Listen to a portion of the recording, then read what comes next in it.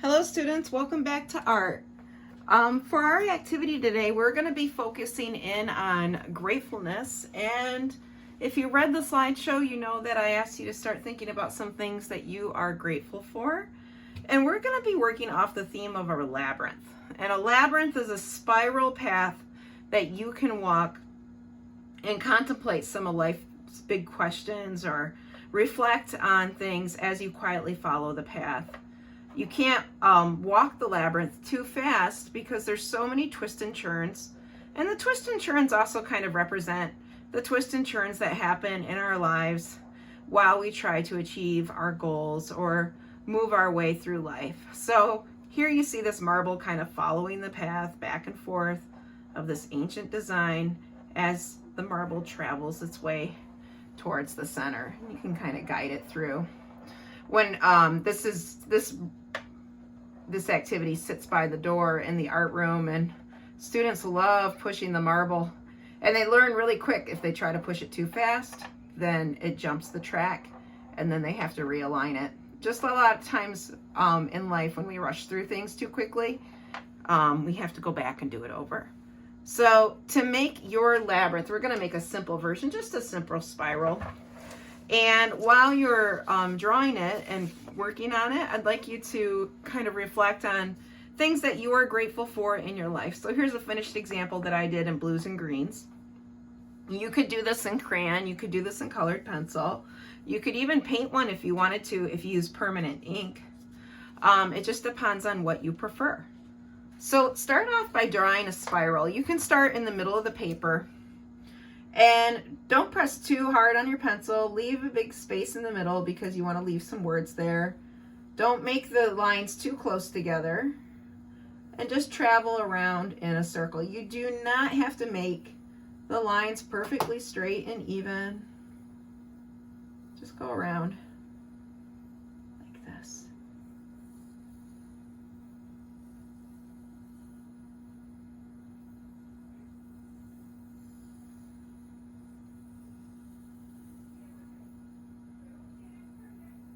And then when you're done, you could add a little decoration around the edge if you like this. This one's a little bit irregular. After that, you can write the word grateful or thankful inside. So I'm using a pen to do that.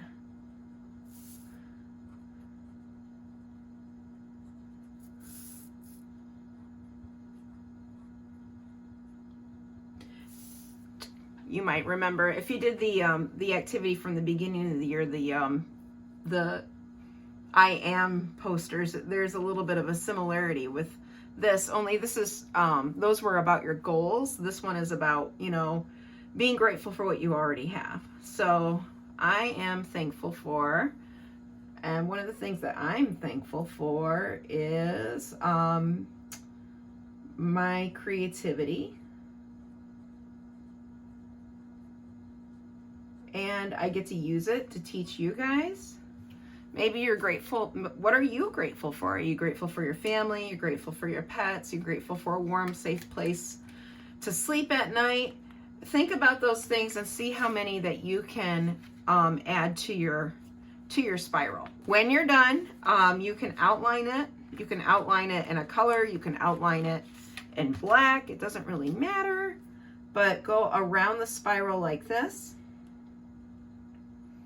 If you used a Sharpie to do everything, you can paint it with watercolor paint, or you could paint it with those paints that I sent home for some of you. And then if you like, though, if you want to use colors, you can go over this with crayons like that. Now, certainly it's going to take me a while to trace all of my spiral.